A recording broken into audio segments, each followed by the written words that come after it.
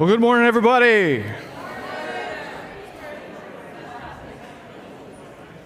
Good morning, everybody. There you are. Welcome to church. It's time to get our sermon on. You ready? So, my question to you this morning is, what do you do when you feel blindsided? It's a decent question, right? Well, I can tell you what you're like. Actually, it's one of three things, okay? First off, I bet this is you. You calmly did your best to assess the situation, refrained from doing or saying anything rash, met the challenge with timely action, or quickly dismissed the situation as nothing more than a distraction, never taking your eyes off the bigger picture.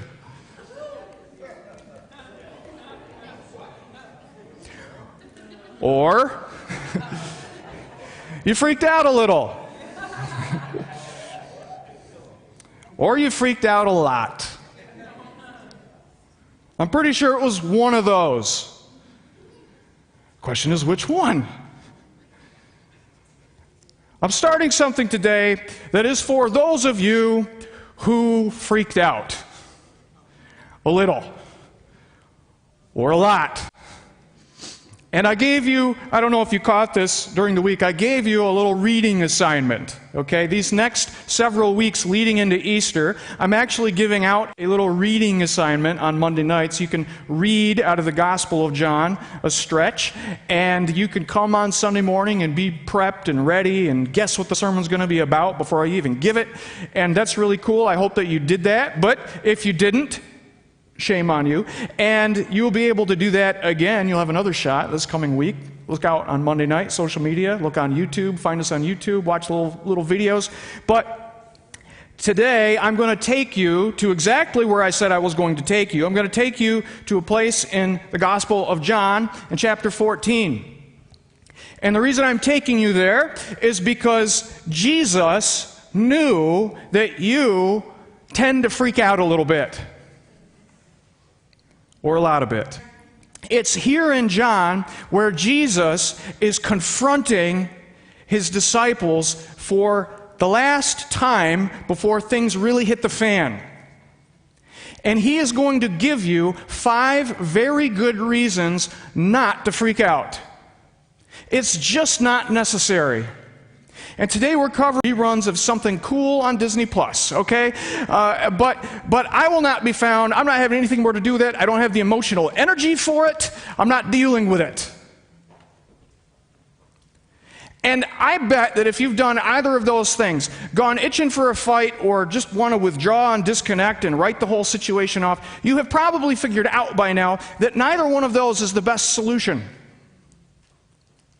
You know, because you can do a lot of damage when you come into work with a scorched earth mentality. You can wreck a lot of stuff. If you come home and you're all wired up and keyed up about something that happened that shouldn't have happened, and you're ticked and yada yada, and you come in there, I mean, you can do a lot of damage to the tenor of your family situation. You can wreck people's hope. I mean, you can damage people's faith. If you're spouting off whenever and however, I mean, you've seen it. You've seen people do it if it wasn't you. And at the same time, if you freak out and you just go the other way and just say, you know what, I'm not having anything to do with any of these people anymore. I'm just walking away from this situation. You too have seen what it does when people are just showing up and putting the time in and punching the card and just kind of hanging their heads and they're just disconnected. You've seen what happens when people abandon what they care about. Abandon the situation. Leave the controls. Maybe if you've experienced what it's like to have a disconnected or absent father, I know that's a popular one. A lot of dads out there get so torqued up and so worked up. Maybe it's a relationship or a situation or whatever, and they just check out. Maybe they don't come back. Maybe they make their home somewhere else. It does a lot of damage when we abandon. I know that Michael Jackson told you that, you know, walking away is always the best thing. That's actually not true. Just as much as it's not good to go itching for a fight all the time, it's also not good to just walk off and do nothing. And you'll see lots of both. Jesus actually says, you don't need to do either of those things. What do you do? And why? Why would I do anything else? I don't know anything else. Jesus gives some reasons why. And most of all, he says it's not necessary. He says, don't let your hearts be troubled. Do not let your hearts be troubled. Translation, don't freak out. Don't freak out. It's not necessary. And what's powerful is that he says this as about every reason possible to freak out is about to hit the fan. He's talking to his men who've been in his company, working with him in his ministry, and even though they don't understand the whole thing, they've been with him, and he's been there guiding them and coaching them on how to and how not, and what to say, and where to be, and how to think, and how to pray, and all this spiritual stuff. And he's preparing them for his last few hours with them, and he says, I'm going to leave. I'm leaving. What? I'm leaving. And this is reason number one. He says, I'm going, but I'm not leaving. Want to run that by me again? What did you say? He said, I'm going, but I'm not leaving. So listen to this. This is John 14, starts in verse 15 of chapter 14. He says, if you love me, you will obey what I command. In other words, if I'm important to you, like you say, then you'll actually do what I'm talking about. You'll do it. It'll be first and foremost in your heart. You'll think of this and you'll remember this and you'll do it. He says, and I will ask the Father, and he will give you another counselor to be with you forever. The Spirit of truth. The world cannot accept him because it neither sees him nor knows him. I'm going, and I'm going to have a conversation with the Father, the big kahuna, the Creator, the one who is in charge of all of everything, the whole operation. I'm going to have a talk with him, and he's actually going to give you another counselor. So you know how I've been with you for years? I mean, he's talking to the disciples. You know how I've been with you for years now? And every single time you guys get in a situation, you don't know what to do. Oh, we don't know what to do. What do we do? You know, I've always been there every step of the way. I've said, look, dudes, that's not what you do. You think about it this way, and you do this. And by the way, every time that this temptation comes up, hey, you know what? Don't freak out. Listen, this is what we're going to do about this. And hey, kids are slowing us down. Oh, no, stop that. You don't think that way anymore. The kids are not slowing us down. They're actually the point. And, on and on it goes. Every time somebody gets in a boat, and the boat looks like it's going to capsize in the storm, guys, don't freak out. You don't need to freak out. It's not necessary. He's there every moment as the counselor. What do we do? Glad you asked. This is what we do. Where are we going to get the food? We're out in the middle of nowhere. Don't have anything to eat. Why don't you give them something to eat? Oh, you don't know how to do that? This is how we do that. Every step of the way. They are always freaking out. Something unexpected, something they didn't foresee. They're always freaking out. No, you don't need to freak out. Stop that. He says it over and over and over and over and over again. I don't know if he says anything more. Well, I'm sure that he does. But he's always telling them, stop freaking out. This is how we're going to handle this. And now he says, I'm going. Have you ever had somebody in your life that was your go-to person for like everything? Some of you might not, and that's fine, but you could imagine it at least. You know, I've heard people say many times, people usually middle ages or just a little bit older, they get in a situation and they think, oh my gosh, this is too much. This is too much. You know, somebody's in bad shape, or this thing happened, or somebody was naughty, and they think, man, I just wish so-and-so was here. Because he would know exactly what to do. Wish mom was here. She would know exactly what to do. Or grandpa, man, he was awesome. My friend George, he was awesome. He always knew what to do. Jesus was their what to do guy. And he says, I'm going. I'm going. But you're going to get another guy. Yeah, you're going to get another guy. What?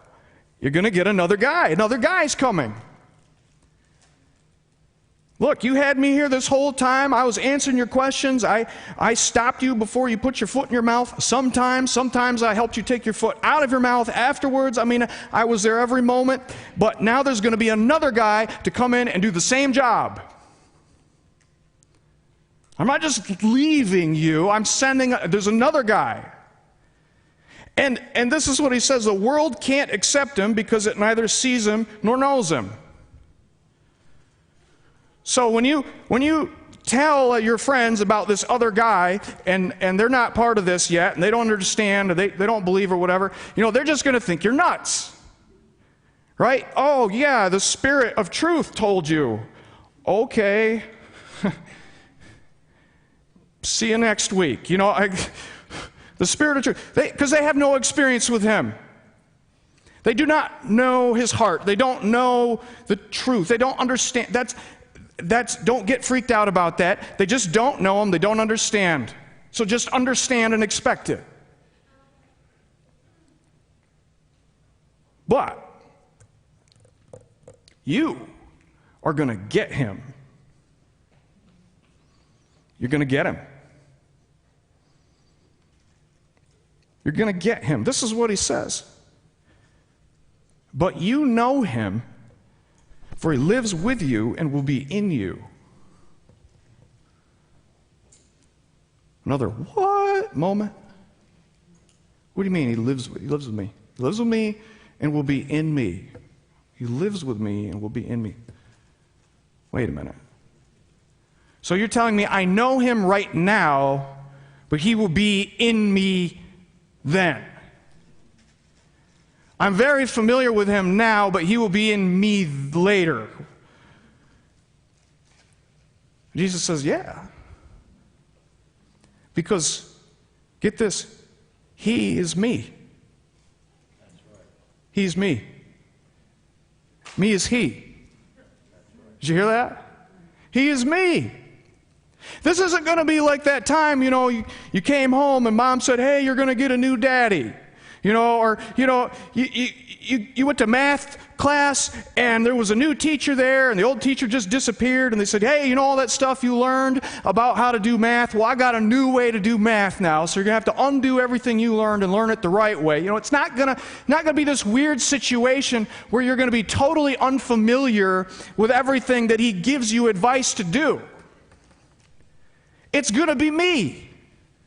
And so everything that he tells you, everything that he guides you about is going to be exactly in line with what I have always been telling you all along, because it's me. It's perfectly continuous. It's not some stranger. What I'm trying to tell you is that I'm going to become available to each and every one of you 24/7 for all of the counseling that you will ever require. Did you get that? Did you read that when you were reading? I hope so. Because it's in there. He's me. And then he says this. He says, I will not leave you as orphans. I will come to you. I will not leave you as orphans. I will come to you. You know what an orphan is by definition? Somebody who has no parents, nobody who's responsible for them. They don't have anybody to guide them through life. They don't have access to somebody. There's nobody they can claim as belonging to them and they can go to and rely on. And, you know, I know that there are some orphans in America, but honestly, we do a fair job compared to other countries and other places where a person could be without parents. And if you really want to understand what orphans are really about, you need to go somewhere and see for yourself where there are children who are just out and about and have literally nobody. You imagine 4-year-olds or 3-year-olds run around in the streets, got nobody to answer to, nobody to call on, nothing. I've seen that. I've been places. It's eye-opening. Because as an orphan, you really can't count on anybody. And everything unexpected, absolutely everything that comes your way that you couldn't foresee is a threat. And you just live in this constant state of fear of the unknown. Just live there all the time. Such and such happened. What am I going to do? I don't know. Wow, there's no food today. What are you going to do? I don't know. Wow, somebody punched you in the jaw and took your last dollar. What are you going to do? I don't know. Try and think of something. And Jesus says, I'm not leaving you that kind of leaving you. That's not what this is. You will expect to see me again. I have not just abandoned you. This is not a neglect situation. I'm going to be out of sight, but I will be with you, and it's just going to be different. Just different. You're not an orphan. And so everything that happens is not a threat. You guys weren't, you weren't threatened when I was with you, present with you. You didn't run off a cliff, and you didn't do stuff like that. You had emotions and you started to freak out a little bit, but I was right there. And when you said, I don't know what to do, I don't know what to do about this. What did you do? You asked me what to do. And then I told you. And it was great. Yeah, expect more of the same. Expect more of the same. You are not actually alone. Did you hear me? You are not actually alone. No.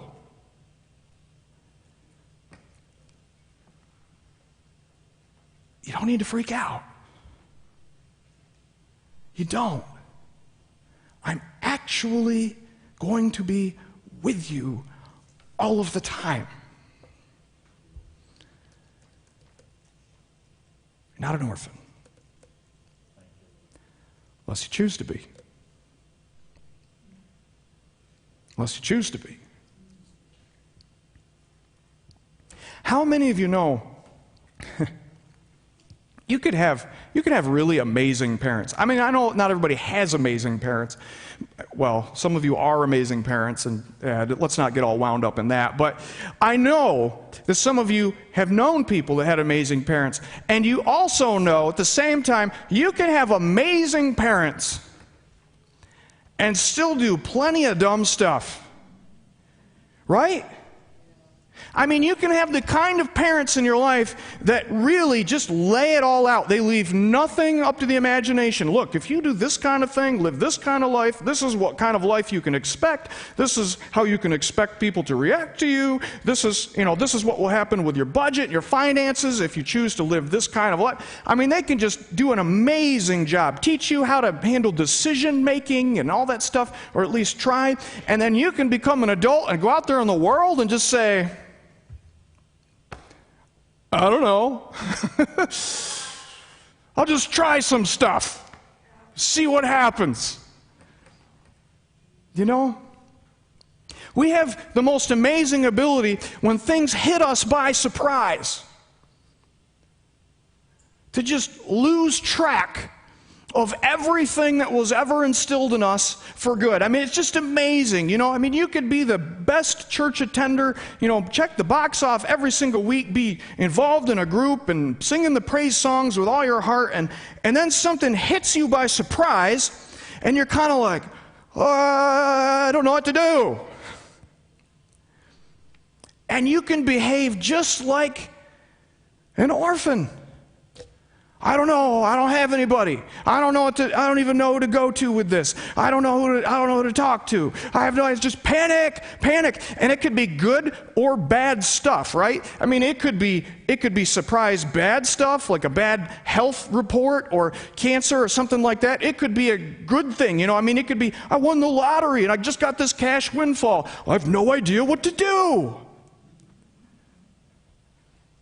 I think if Jesus were speaking to you, and I think that he will, he'd say, actually, yeah, you do. And if you're not sure, I'm here to remind you.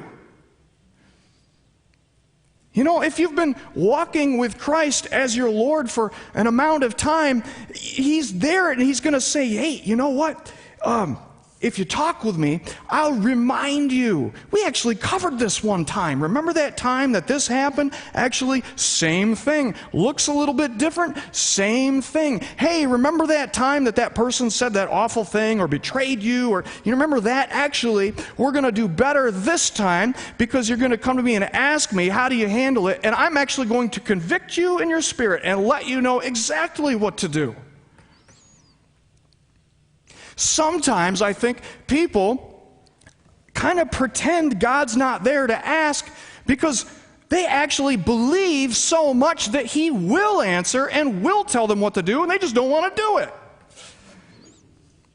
If you've been walking with Christ as your Lord for any length of time, you'll actually find out it becomes harder and harder and harder to pretend that he won't answer. Because you know, he's in you. He's there and he's saying, if you just ask me, pause for a moment, I would actually convict you of the right thing here. I would give you the perfect advice. Being the all-powerful, all-knowing creator of the universe and all, I have a leg up on the competition. And yeah, you can talk to people. You should talk to people, the right people. But you know what the best kind of person to talk to is when you're going through a thing? Somebody who's going to point you back to Christ and say, well, what conviction do you have? What do you believe Christ wants from you in this situation? What would he have you do? And sometimes they can point out things, maybe there's a pearl of wisdom that they can give, a truth-filled little nugget that's going to be gold for you in your life right now, and you just have never been exposed to it, so it wasn't even in you to be reminded of, and that's great, that's awesome. But here's the thing, when you get those little pearls, those little nuggets, you know what? Who's inside you giving you yep, actually that's right along the lines of Jesus. Who is that? It's Jesus. Thought it was you. I don't think it was. I don't think so. I think that's the Spirit of Christ himself, just like he describes, in you, with you, prepared to guide you and be your counselor. If only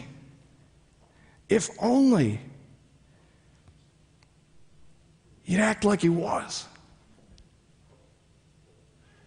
If only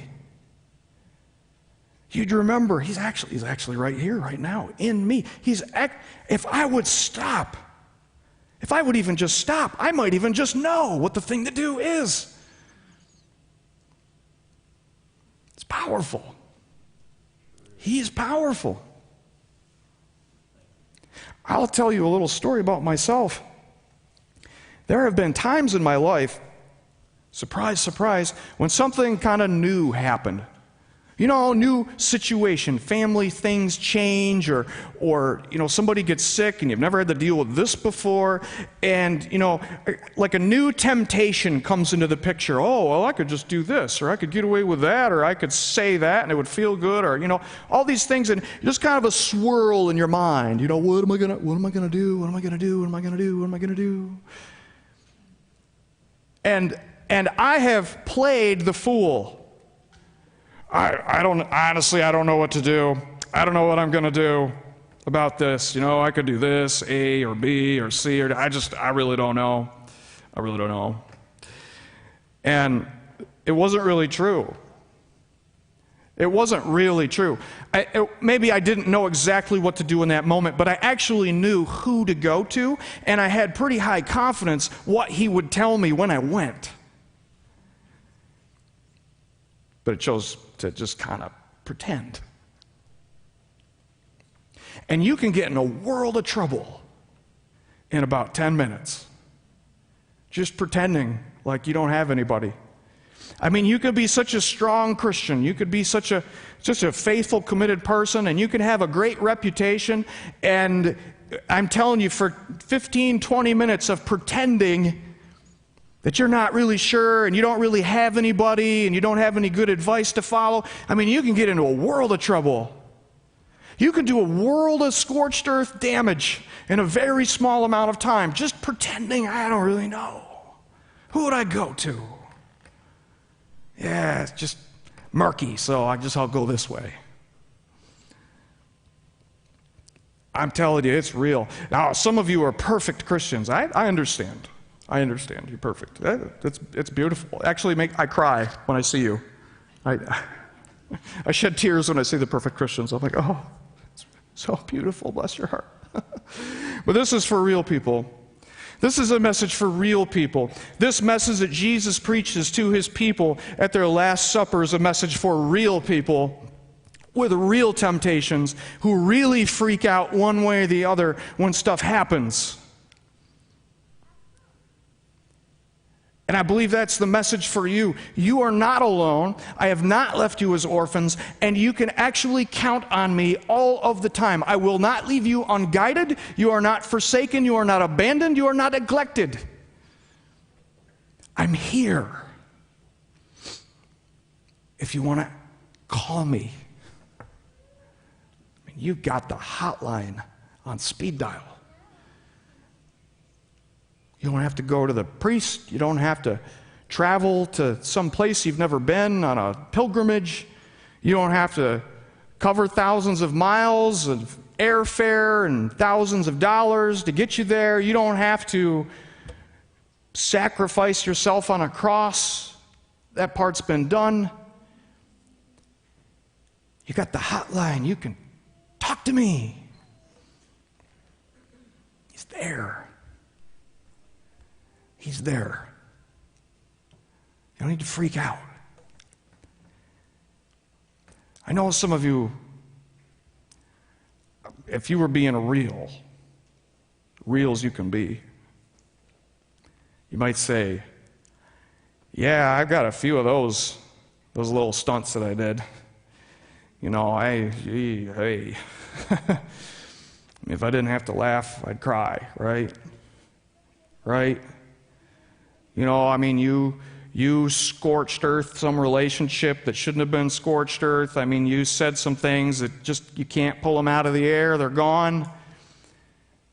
You did some things with somebody. You spent some time somewhere you shouldn't have. You wrote a check you never should have written. You signed up for a thing you never should have signed up for. Am I hitting any nerves yet? You spouted off, you wrecked something, you wrecked somebody. Maybe you messed with somebody else's faith through what you did, and you're just like dying a little bit on the inside. I can't believe I did that. Can't believe I never taught that. I can't believe I ignored that important person. I can't, and a lot of it can be traced back to good intentions, but no good advice. Everybody's got great intentions, but She didn't have the counselor you needed in that moment. And what I'm trying to tell you this morning is, if that's you, if that's where you are, the story doesn't end there. It doesn't end there. It's not just over. It's not just like permanently screwed up. He didn't walk away from you because you did the thing and now it's over. You just messed it up. Well, there's no point, no saving it now, nothing to do. He's not like that. He's right there. And if you would come to him and ask the him that is there, he would be within you.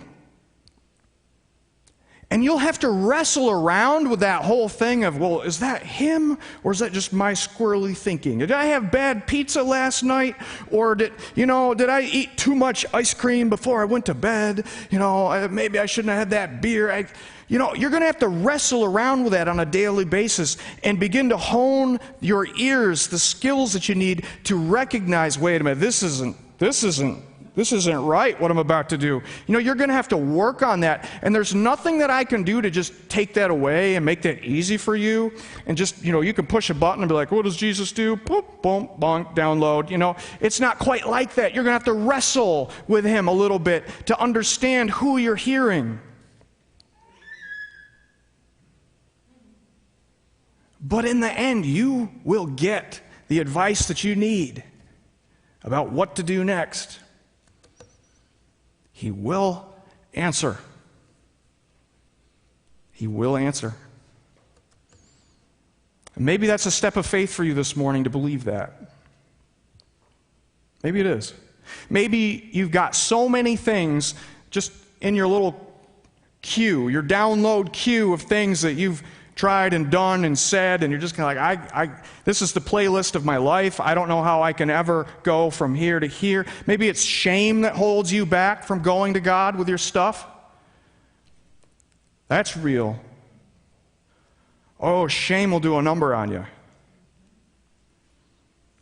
Maybe you've never actually known God to be a somebody that you could come to with stuff. Maybe that's you. That's real. Maybe you're watching this morning in Facebook land or YouTube land, and you're thinking to yourself, I've never been able to think about God that way. Nobody ever talked to God in those terms or about God in those terms with me. I didn't grow up like that. I just thought that was like a church person thing. Maybe you just don't see him that way. And what I'm here to tell you, to share with you, is just that Jesus saw himself that way. That's what he taught his people. He said, I can be trusted. I'm going to be with you. For you all along the way. I'm here. So as we wrap things up this morning, I'm just going to give you a challenge. I'm going to give you the challenge, no matter where you are at or where you think you're at. Where you think you're at, because sometimes those are a little different. He'll help you see that. I'm going to give you this challenge. Here it is. The thing that's in your life that is messing with you.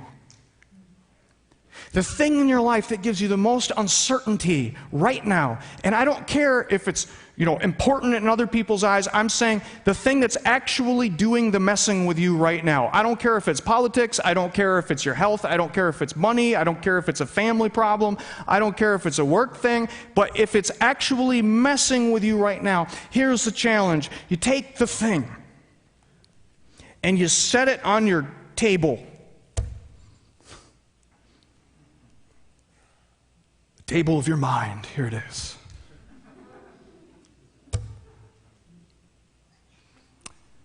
You set it down, then you look up. Did you get that? I'll say it again. Set it down, stop, look up. Ask a question. Ask the question. What do I do with this? What do I do? And just wait. Just wait a little bit. Just wait a little bit. Talk with him a little bit. Talk with him a little bit.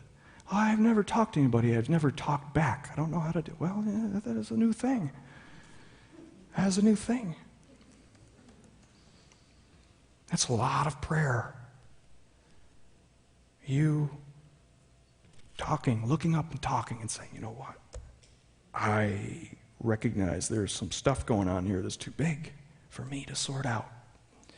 Too powerful a temptation for me to be able to deal with right and have confidence. I got to have something more. What do you say about this Jesus Christ? And here's what I'm telling you. You will get an answer one way or another. I have talked with very few people, actually, that have ever heard the audible voice of God or claimed to have. And some of them, I wondered, you did? I mean, I'm a stinking pastor, and I thought that. I'm like, are you sure? I think you tend to think you hear things a lot more than you're hearing things. Sometimes, but I'm telling you, sometimes people do. And there have been a few times in my life, I testify, I've actually heard the audible voice of God. It was short and it was sweet and it was rare. And I can't say anything but.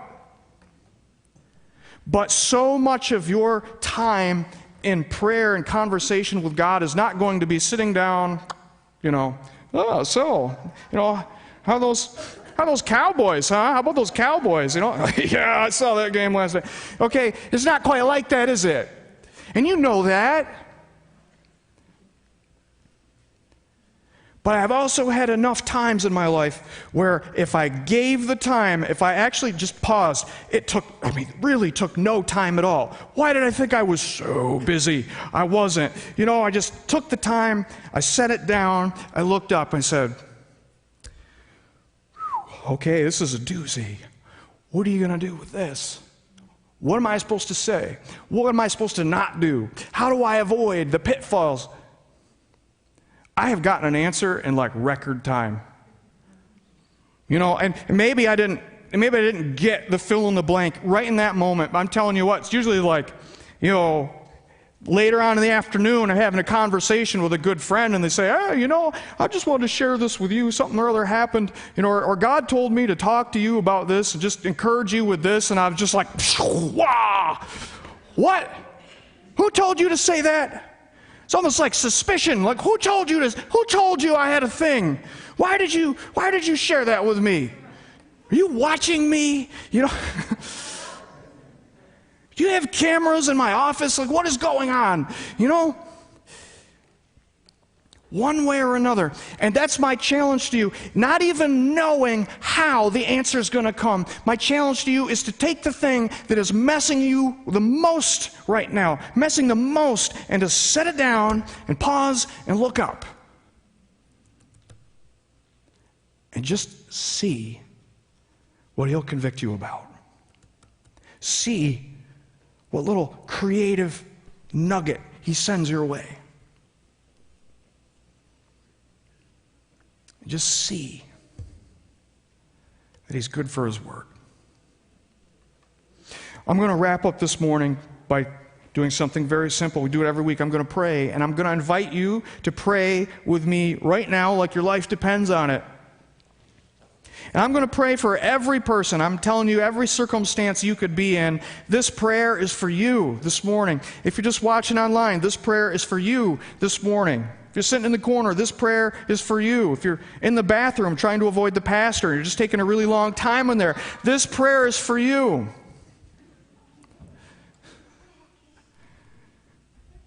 Father, we are yours, and we want to believe the way that you told us to believe. We want to obey you the way that you commanded, to come to you with our stuff and depend on you for answers. Guide us. Guide me. Let's make it personal. Guide me right now where you are. Eyes closed out of respect for everybody around you. Guide me. I need to know something that I am not big enough to know. This situation is messing with me. And I don't want to be messed with any longer. I want to mess it up. I want you to come into my heart where I am right now and change how I think and give me something I don't have. Give me some advice. Give me some wisdom. Give me some power to deal through something the way you do it in me. God, give me that. Give me that, what you have that I need. You know perfectly what to do. And I place this situation in your hands this morning. And I invite you to be the master planner. Lord, I don't want to live in fear. I don't want to live in frustration. Always nervous about what something might mean if it happens. I don't want to live like that. That's not life. You said it wasn't life. God, give me life. In place of that, give me life. Let this first step be the first step of many steps, coming to you and coming to you again and coming to you again. God, that it would be a lifestyle. Setting down and looking up. In Jesus' name I pray. In power, amen. Thank you, everybody, for listening. I'll see you soon, and don't forget to stop by the studio if you're new or you want to know about members.